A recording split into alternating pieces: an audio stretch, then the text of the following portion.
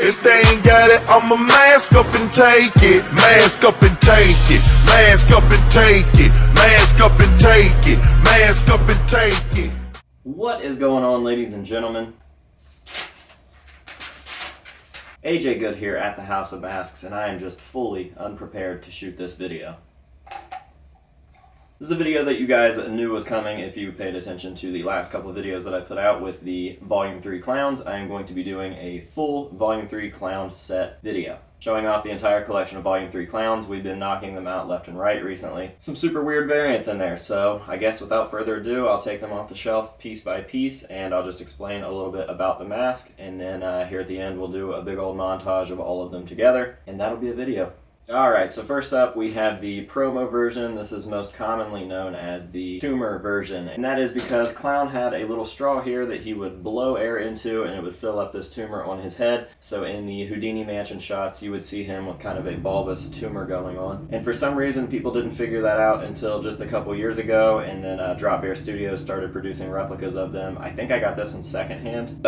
Yeah, I got it from Jared Smalley. I didn't get this one directly from Drop Bear Studios, but as far as I know he still makes and sells these, so if you guys are interested in going and picking one up, I would highly recommend them. For just a clown mask with some bandages on it, it is a super accurate mask, and I've said it before, Dan's work has come leaps and bounds, so lots of Drop Bear Studios pieces in the collection and a lot more to go. Yeah, like I said, he really only wore this like in the Duality video, the Houdini Mansion shots, and I think that's it. I don't remember ever seeing him do anything other than those promo shots with this mask, so there's not a lot of footage or shots of it floating around out there, but the shots and footage that are out there were enough, and it's a cool version to have in the collection. Next up we have the bald or scalped version. This one doesn't really have a name, but obviously it's scalped or just a bloody bald skull, something like that. So yeah, this is another promo version. This was used a lot of times in old magazines. Hit Parader has a ton of shots of this version, Revolver magazine, stuff like that. I don't think that he ever wore this version live, nor did he wear it to any sort of like awards or anything like that. As far as I can tell, it was literally only used for some promo shots, and most of which ended up in magazines around the time. Kind of a boring version, definitely one of my least favorite looks. I definitely enjoy the fact that on the touring version he had his hair hanging out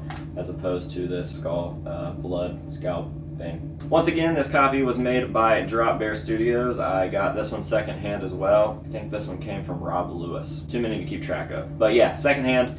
Once again, I do believe that Drop Bear does make these to sell still. So if you guys are interested in one, I would highly recommend going and picking one up. Next up, we have what I am referring to as the touring version. This is the mask that Clown would have worn on tour for live shows and stuff like that.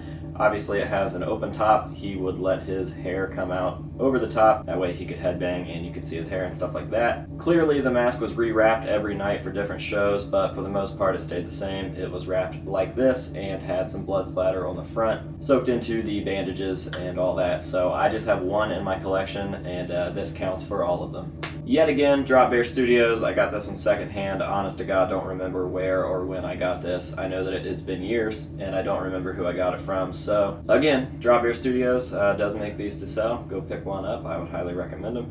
On to the next one. So now we start getting into the weirder variations. This one is definitely one of my favorites. I actually just converted this earlier this month out of a Morbid Industries official clown mask. So I spent 20 bucks and maybe 5 or 10 bucks on some gauze and was able to come up with this. This is one of his touring masks. For whatever reason, I don't know if maybe the bandages came off during the show or he just left the face open like that, but it comes up with this weird look and I dig it. Probably one of my favorite variations of this mask. Now during the photo set you can clearly see that the blood that's soaked into the bandages gets watered down over time to the point where there almost isn't any blood in the bandages. They're just kind of tinted like, and I went with the more worn down version. Haven't decided if it's going to stay like that or if I'm going to add the darker blood like earlier in the show.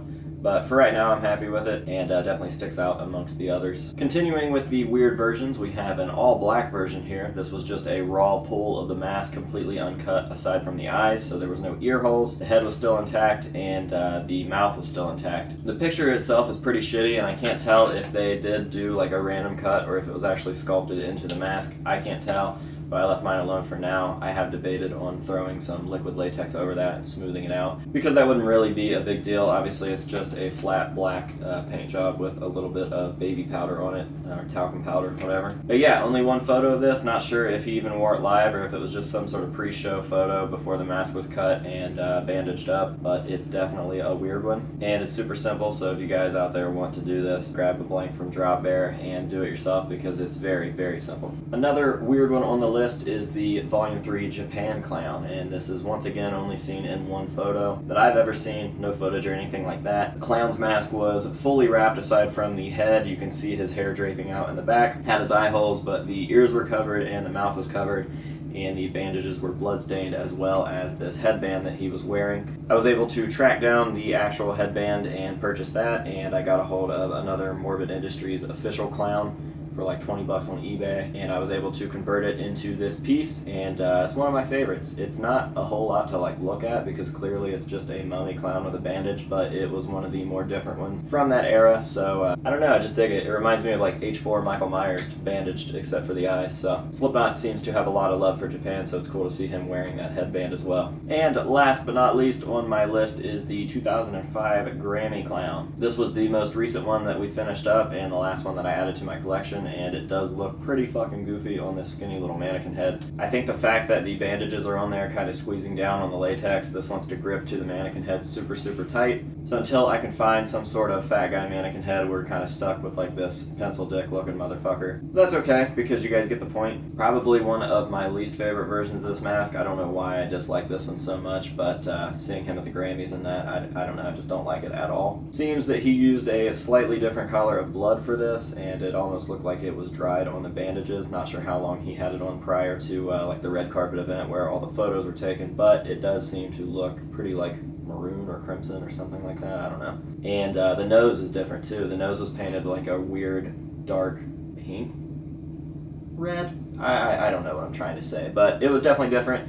Full head bandage. It was the only one that I remember that has full head bandage aside from the tumor version, but even then there were still parts of the skull or the head poking out.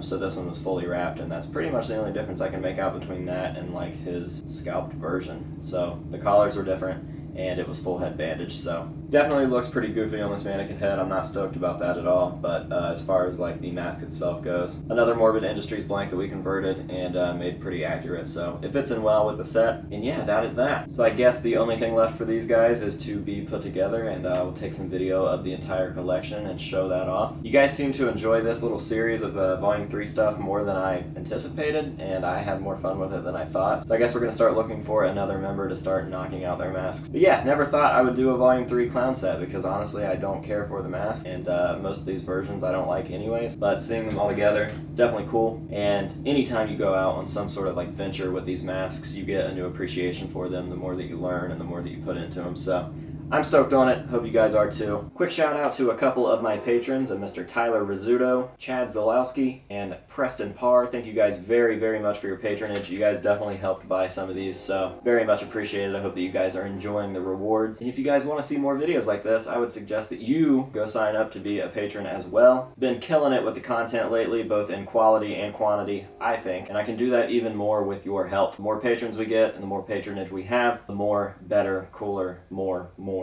videos that we have. So I'm going to repeat myself again. I hope that you guys enjoyed this video, and we will see you later.